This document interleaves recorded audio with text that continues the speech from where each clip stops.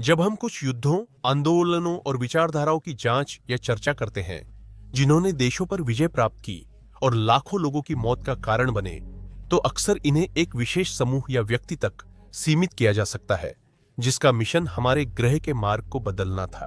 Adolf Hitler, Saddam Hussain, Joseph Stalin और Osama bin Laden जैसे नाम युद्ध, आतंकवाद और तानाशाही की चर्चा करते समय अक्सर सामने आते हैं। आज के एपिसोड में हम ऐसे व्यक्ति पर ध्यान केंद्रित करेंगे जिसका नाम तुरंत पहचाना नहीं जाता, लेकिन जिसके कार्य बहुत कुछ कहते हैं। अब्बू मुसाब अल जरकावी एक जॉर्डन के उग्रवादी जिहादी थे जिन्होंने अफगानिस्तान में प्रशिक्षण केंद्रों की निगरानी की और इराक युद्ध के दौरान कई बम धमाकों और सिर कलम करने की घटनाओं से जुड़े रहे। उनके अनुयायियों ने उन्हें शेख ऑफ द स्लॉटरर्स का उपनाम दिया था। जरकावी ने 1999 में जमात अल तौहीद वल जिहाद का गठन किया और जून 2006 में अपनी मृत्यु तक इसका नेतृत्व किया। उनका नाम लगातार वीडियो और ऑडियो टेप्स में आता रहा, जहां वे फांसी, आत्मघाती बम धमाकों और अन्य हिंसक कृत्यों में अपनी संलिप्तता पर घमंड करते थे, जिन्हें वे जिहाद का दुश्मन मानते थे। उन्होंने 2004 में अल कायदा में शामिल होकर ओसामा बिन लादेन के प्रति वफादारी की शपथ ली और सिर्फ एक साल बाद इराक में शिया मुसलमानों पर बमबारी की। साथ ही अमेरिकी सैन्य कर्मियों की बैरकों और शिया मिलिशिया के बड़े जमावड़ों पर भी हमला किया। ऐसा भी माना जाता है कि वे अपने देश जॉर्डन की राजधानी में 2005 में 3 होटलों में हुए बम धमाकों के मास्टरमाइंड थे। तो अबू मुसाब अल जरकावी कौन थे और क्या वजह थी कि वे आतंक और जिहाद के सबसे पहचाने जाने वाले चेहरों में से एक बन गए? मध्य पूर्व में उनके उद्देश्य क्या थे और वहां के लोगों पर उनका क्या असर हुआ, और आखिरकार उनके खतरे को खत्म करने के लिए कौन कौन से कदम उठाए गए? आज हम आतंक की आंखों में आंखें डालकर देखेंगे। वॉर्स ऑफ द वर्ल्ड में आपका स्वागत है।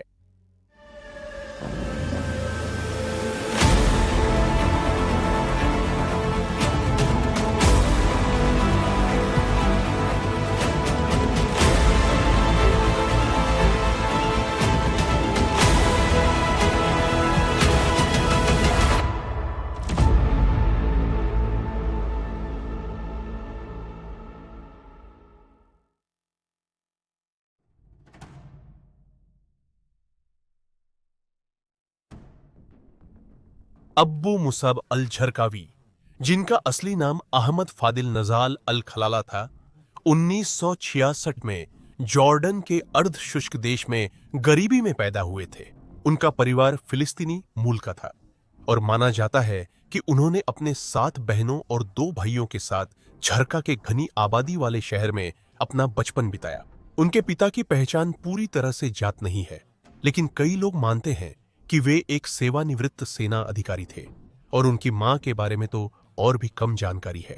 गरीबी में पले बड़े अल जरकावी जल्दी ही गैंग झगड़ों, शराबखोरी और छोटे मोटे अपराधों में शामिल हो गए और कट्टरपंथी विचारधाराओं और दृष्टिकोणों से जुड़ गए। उनकी पहली पत्नी मोहम्मद, जो कि जॉर्डन से ही थीं, ने उनके 4 बच्चों को जन्म दिया और वह उनके उग्रवादी नजरिए के खिलाफ थी। उनकी दूसरी पत्नी इसरा से उन्होंने तब शादी की थी जब वह सिर्फ 14 साल की थी और उन्होंने सिर्फ 15 साल की उम्र में एक बच्चे को जन्म दिया था। बाद में मां और बच्चा दोनों की जरकावी के साथ ही मौत हो गई थी। उनकी तीसरी पत्नी एक इराकी थी, जिनके बारे में भी माना जाता है कि अल जरकावी की मौत वाले हवाई हमले में उनकी भी मौत हो गई थी।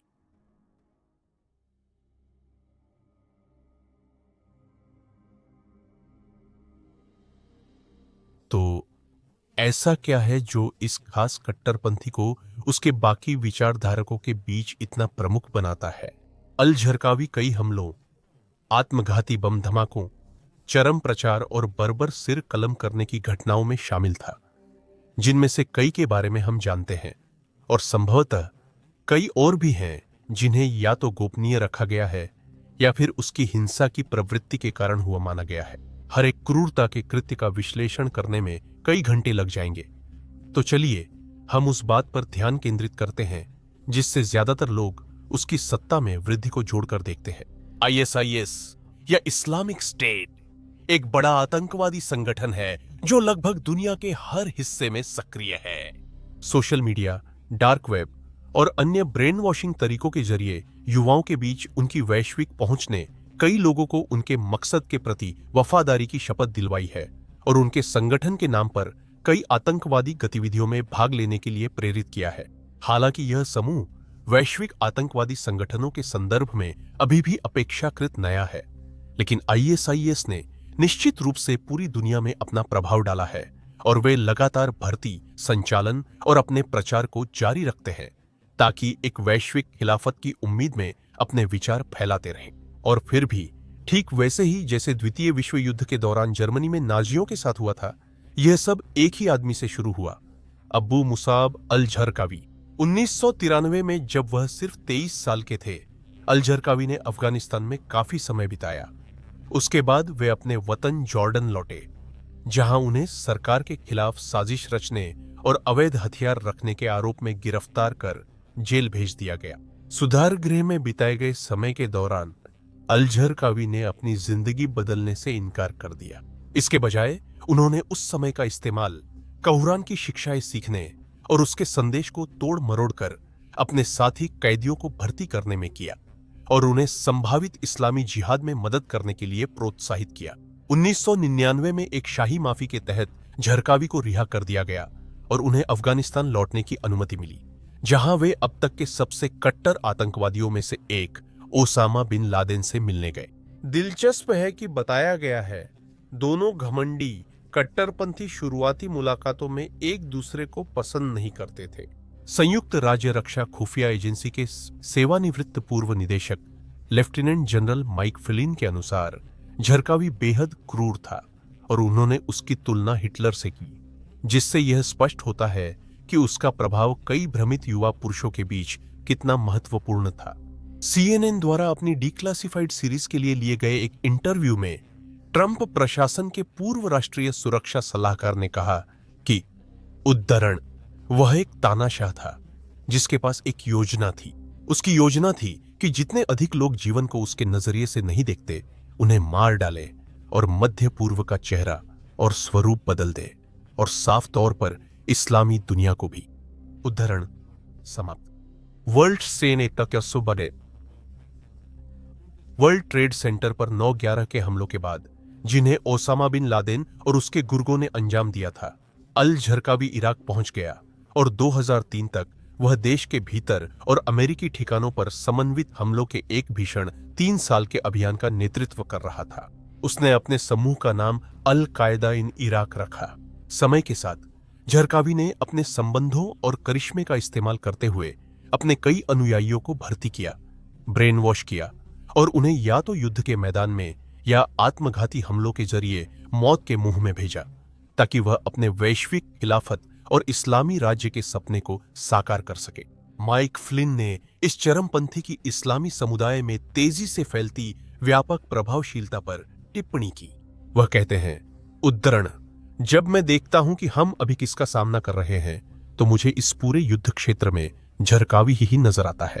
झरकावी इस्लामिक स्टेट के जनक है। उद्धरण समाप्त। सहकर्मी अमेरिकी सेना के जनरल स्टैनली मैक्रिस्टल ने उनके पंथ जैसे दर्जे पर टिप्पणी करते हुए स्वीकार किया कि उद्धरण, उन्होंने एक छोटी आतंकवादी संगठन से कहीं बड़ी चीज बनाई। उन्होंने एक आंदोलन बनाया। उद्धरण समाप्त। अल झरकावी की विकृत शिक्षाओं और उसकी प्रचारवादी विचारधाराओं के माध्यम से Islamic state of Iraq and Syria का तेजी से बढ़ना, इसका मतलब था कि वह सिर्फ एक आतंकवादी सैनिक नहीं था, बल्कि एक शक्तिशाली चालाक मास्टरमाइंड था, जो राष्ट्रीय और अंतरराष्ट्रीय सुरक्षा दोनों के लिए तेजी से एक बड़ा खतरा बनता जा रहा था। जैसा कि पहले बताया गया था, अल झरकावी और अल कायदा के चेहरे ओसामा बिन लादेन के बीच शुरुआती मुलाकातें योजना के अनुसार नहीं हुई। दोनों कट्टरपंथियों को एक दूसरे से तुरंत नापसंदगी हो गई। कहा जाता है कि बिन लादेन झरकावी के एजेंडे और साथ ही मुसलमानों पर समन्वित हमलों से पूरी तरह असहमत थे। मैक्रिस्टल झरकावी द्वारा प्रस्तुत की गई शक्तिशाली सोच पर टिप्पणी करते हैं, जिसने दोनों के बीच असहमति पैदा कर दी। वे कहते हैं, उद्धरण, वह जो करने की कोशिश कर रहा था वह सुन्नी और शिया के बीच एक गृहयुद्ध पैदा करना था। उद्धरण समाप्त, जिससे बड़े जटिलताएं, सुरक्षा समस्याएं और अमेरिकी नेतृत्व वाले सैन्य गठबंधन के लिए कई बाधाएं उत्पन्न हुईं। दुनिया भर के मुसलमानों को एकजुट कर खिलाफत और इस्लामी राज्य बनाने के अपने कथित संदेश के बावजूद आज भी आईएसआईएस उन मुसलमानों को निशाना बनाता है जो उसके धर्म के व्याख्यान का पालन नहीं करते। इन अत्याचारों में से एक 25 मार्च 2016 को हुआ था, जब एक आत्मघाती हमलावर ने बाबेल गवर्नरेट के इस्कंदरिया के पास अल असरिया गांव में एक स्थानीय फुटबॉल मैच के बाद भीड़ में खुद को उड़ा लिया था, जो एक मिश्रित सुन्नी शिया इलाका है। दुख की बात है कि 41 लोगों ने अपनी जान गंवा दी और 100 से अधिक लोग घायल हो गए, जिनमें बच्चे भी शामिल थे। यह भी बताया गया कि मेयर अहमद शेखा भी विस्फोट में मारे गए लोगों में शामिल थे। जैसा कि हमें बाद में पता चला, दुनिया भर में कई हमलों की तरह इस हमले की जिम्मेदारी इस्लामिक स्टेट समूह ने ली थी। अमांडा रोजर्स, जो जॉर्जिया स्टेट यूनिवर्सिटी में रिसर्च फेलो हैं, ने कहा, उद्धरण, हम जो देख रहे हैं वह यह है कि आईएसआईएस वही कर रहा है जो हमने अल झरकावी को करते देखा था, यानी सबसे पहले मुसलमानों को निशाना बनाना। यह अल झरकावी 101 है। उद्धरण समाप्त। फिर 2004 में इराकी शहर फल्लुजा में अमेरिकी जनरलों ने देखा कि कैसे सद्दाम हुसैन के पूर्व लड़ाके झुंड के झुंड अल झरकावी और आईएसआईएस की विचारधारा के प्रति वफादार हो गए। इस तेजी से बदलती स्थिति का मतलब था कि चरमपंथियों की ताकत चिंताजनक स्तर तक पहुंच गई थी और फल्लुजा की पहली लड़ाई तब शुरू हुई जब 4 अमेरिकी ठेकेदारों की बेरहमी से हत्या के जवाब में सैन्य कार्रवाई की गई, जिनके क्षत विक्षत शवों को एक पुल से लटका दिया गया था। घेराबंदी में 27 अमेरिकी सैनिक मारे गए और फल्लुजा अंततः पहला इराकी शहर बना जिसे आईएसआईएस ने कब्जा कर लिया और अपना दावा किया। वहीं से वे क्षेत्र को बगदाद में आत्मघाती हमलावरों को भेजने के लिए इस्तेमाल करने लगे। इसके बाद का चरण उन बर्बर लोगों के भयानक वीडियो से जुड़ा था। प्रचार, यातना और सिर कलम करना। अगर दुनिया पहले अब्बू मुसाब अल झरकावी को नहीं जानती थी, तो जल्द ही वे उसका नाम, उसका चेहरा और उसके वीडियो में किए गए भयावह कृत्यों को जानने लगेंगे, जिनमें अपहरण की घटनाएं हुई और उसके शिकार लोगों की हत्या को लाइव दिखाया गया और फिर झरकावी और उसके कट्टर अनुयायियों द्वारा ऑनलाइन पोस्ट किया गया। पहला अपहरण मई 2004 में अमेरिकी ठेकेदार निकोलस बर्ग का हुआ था। बर्ग एक फ्रीलांस रेडियो टावर मरम्मत करता थे, जो अमेरिका के आक्रमण के बाद इराक गए, लेकिन वहां चरमपंथियों ने उन्हें अगवा कर सिर कलम कर दिया। आईएसआईएस ने दावा किया कि यह हत्या अबू गरीब में संयुक्त राज्य सेना और इराकी कैदियों के साथ हुई यातना और कैदी दुर्व्यवहार के जवाब में की गई थी। सीआईए ने बाद में दावा किया कि बर्ग की हत्या अबू मुसाब अल झरकावी ने खुद की थी। इस भयानक सिर काटने की घटना का वीडियो इंटरनेट पर जारी किया गया था।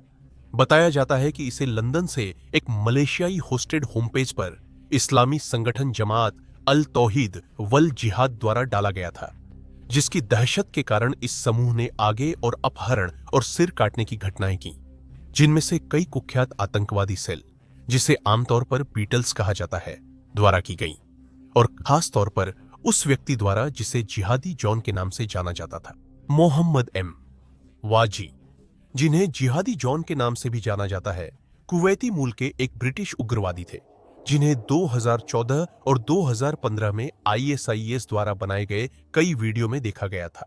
आखिरकार उन्हें सीरिया के रक्का में, जो आईएसआईएस की वास्तविक राजधानी थी, एक लक्षित ड्रोन हमले में मार दिया गया।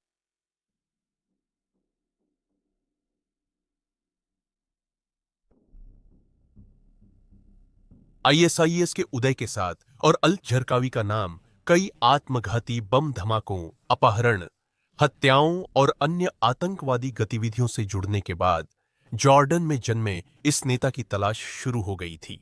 इराक में सद्दाम हुसैन की सत्ता गिरने के तुरंत बाद ही इस कट्टर तानाशाह को पकड़ने या मारने की योजनाएं शुरू हो गई थीं। दुर्भाग्यवश उसे पकड़ने के शुरुआती प्रयास कई तरह की समस्याओं के कारण विफल हो गए। इसमें कुप्रबंधन, अक्षमता और सबूतों को गलत ढंग से संभालना शामिल था। झरकावी का लैपटॉप मिला था, लेकिन बाद में वह रहस्यमय तरीके से गायब हो गया। रिपोर्ट किया गया था कि उसे वास्तव में पकड़ा गया था और फिर अमेरिकी सैनिकों द्वारा छोड़ दिया गया, जो उसे पहचान नहीं पाए। इसी दौरान वह अपना संदेश फैलाने में सक्षम रहा और लगातार अपने साथियों को कई हत्याओं की श्रृंखला में निर्देशित करता रहा। अपनी मृत्यु से 3 दिन पहले कासिम अल अनी, जो संगठन के कमांडरों में से एक था, को इराक की राजधानी में गिरफ्तार किया गया था। यह अल झरकावी की तलाश में एक महत्वपूर्ण क्षण था, जो राजधानी के उत्तर में दियाला प्रांत की ओर बढ़ गया था। अल अनी की गिरफ्तारी और पूछताछ के बाद मध्य इराक में कम से कम 17 संपत्तियों पर छापेमारी की एक श्रृंखला शुरू हुई। इससे और अल-कायदा संदिग्धों की गिरफ्तारी हुई और अमेरिकी सैन्य प्रवक्ताओं के अनुसार अल झरकावी और उसके सहयोगियों से संबंधित सामग्रियों और दस्तावेजों का खजाना मिला।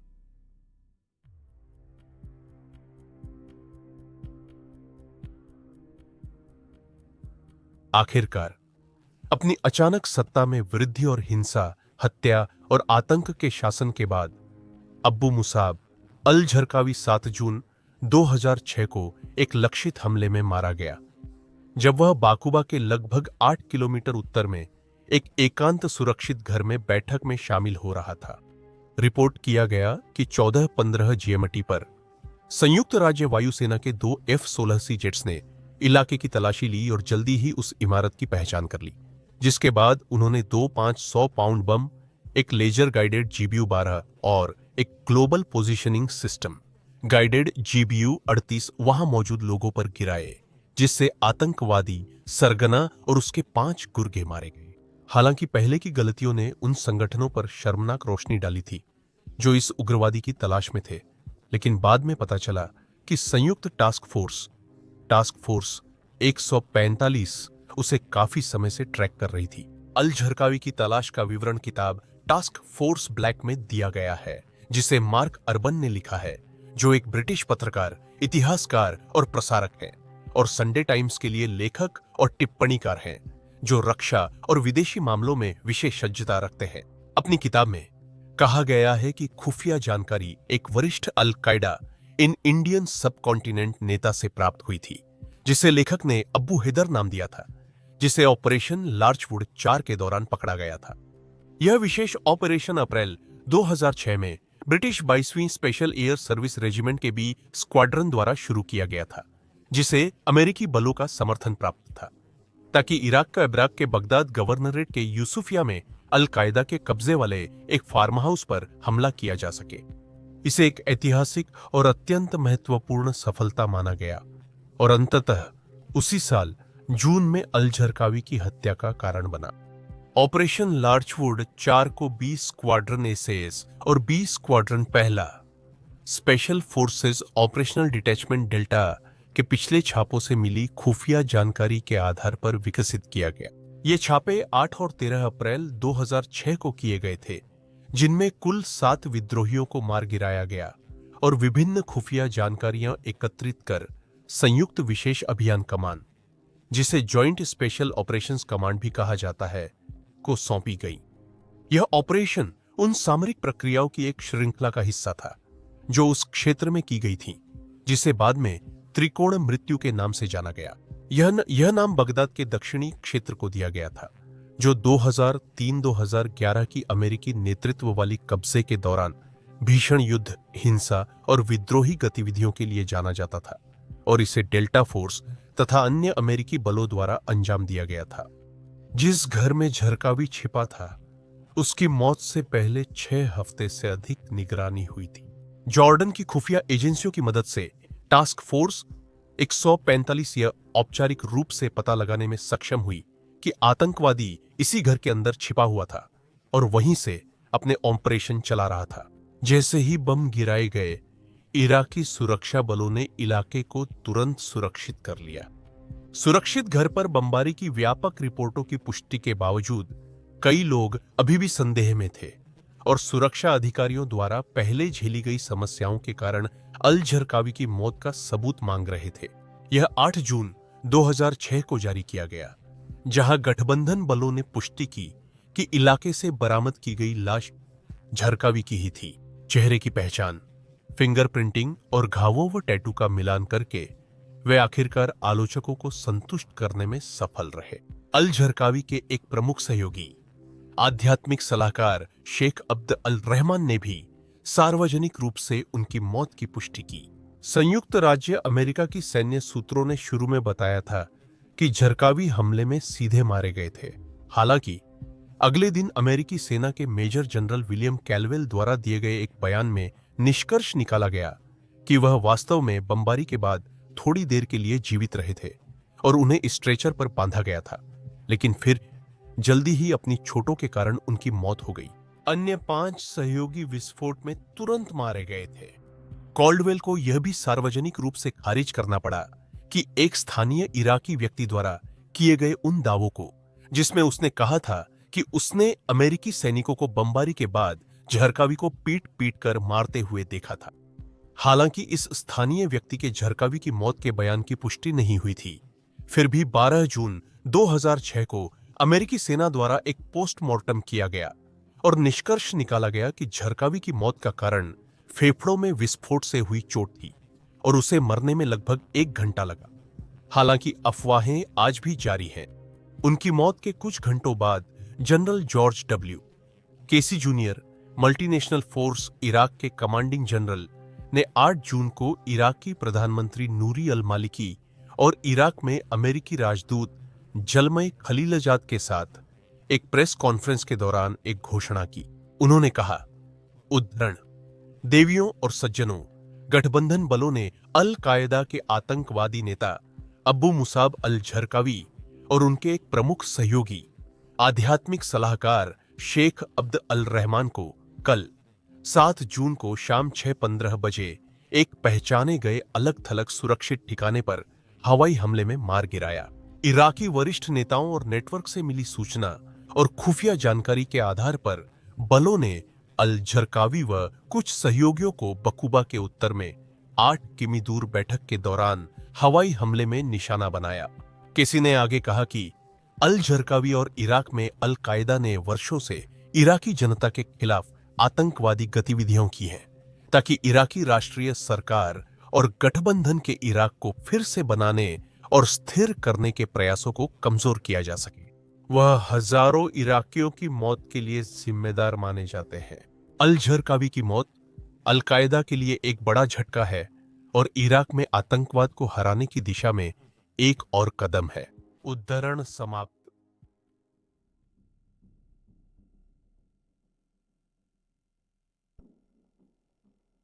तीस जून 2006 को ओसामा बिन लादेन ने एक ऑडियो रिकॉर्डिंग जारी की, जिसमें उन्होंने कहा, उद्धरण, हमारा इस्लामी राष्ट्र हैरान रह गया जब उसके शूरवीर, जिहाद का शेर, दृढ़ निश्चय और इच्छा शक्ति वाला व्यक्ति अब्बू मुसाब अल झरकावी एक शर्मनाक अमेरिकी हमले में मारा गया।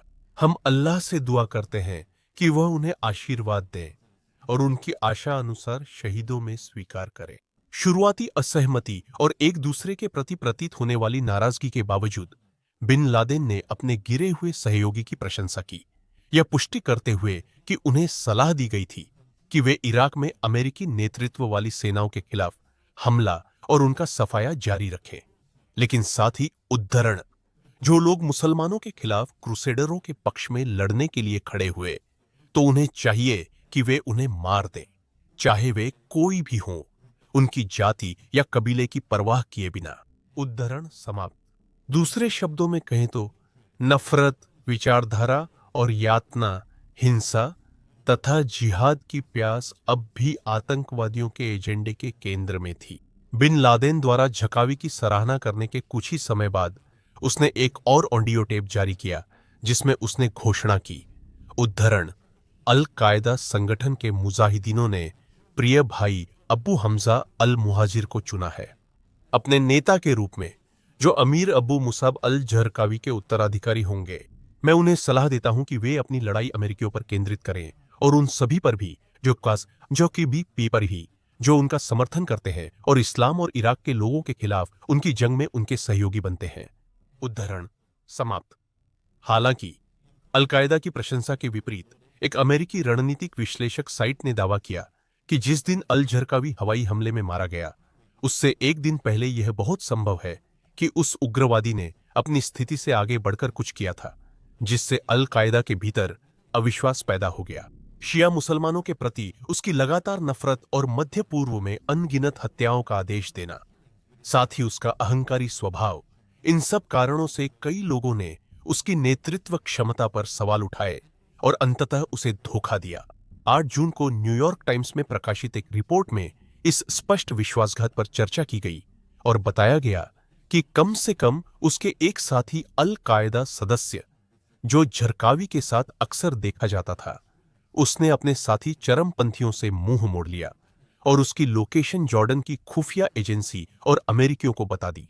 एसोसिएटेड प्रेस ने यह भी दावा किया कि एक अज्ञात जॉर्डनियाई अधिकारी ने पुष्टि की कि झरकावी को एक पकड़े गए झरकावी अल कायदा ऑपरेटिव, जिसका नाम जयद खालफ राजा अल काबुली था, की मदद से ढूंढा गया।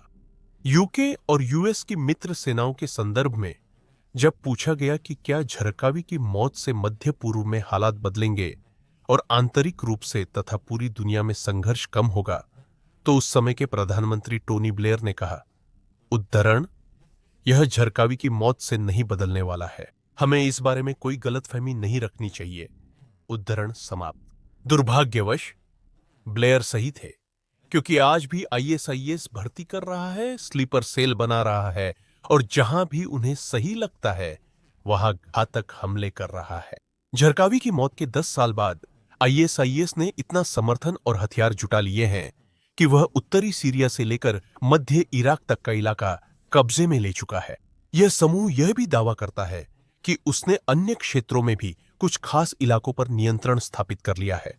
साथ ही उसके पास अनमोल प्राचीन वस्तुएं भी हैं, जिन्हें वह कभी कभी नष्ट कर देता है, और नए सदस्यों की भर्ती के लिए युवा महिला दासियों को भी रखता है। हम ऐसे दुनिया में रहते हैं जहां हर जगह हिंसा, आतंक और युद्ध फैला हुआ है। अगर आप बस अपना टेलीविजन चालू करें या सोशल मीडिया देखें, तो आप देख सकते हैं कि दुनिया भर में किस तरह की अत्याचार हो रहे हैं और उनके पीछे मौत और तबाही का मंजर छूट जाता है। हालांकि सैन्य तकनीकों, ड्रोन और शायद आर्टिफिशियल इंटेलिजेंस की तरक्की के साथ अबू मुसाब अल झरकावी, आईएसआईएस और अन्य आतंकवादी समूहों के खिलाफ लड़ाई पहले से कहीं ज्यादा सकारात्मक होती जा रही है। दूसरी ओर हमेशा यह खतरा रहता है कि ये तकनीकें भ्रष्ट हो सकती है, हैक की जा सकती है, चुराई जा सकती है और हमारे खिलाफ स्लीपर सेल्स या हथियार डीलरों के जरिए इस्तेमाल की जा सकती है, जो कि एक अलग ही जंग है और शायद किसी और वीडियो का विषय है। किसी भी हाल में भले ही आईएसआईएस अभी भी मौजूद हो, इसके संस्थापक और कट्टरपंथी नेता अबू मुसाब अल झरकावी अब नहीं रहे और समय के साथ उसकी विरासत और उसका प्रभाव फीका पड़ जाएगा।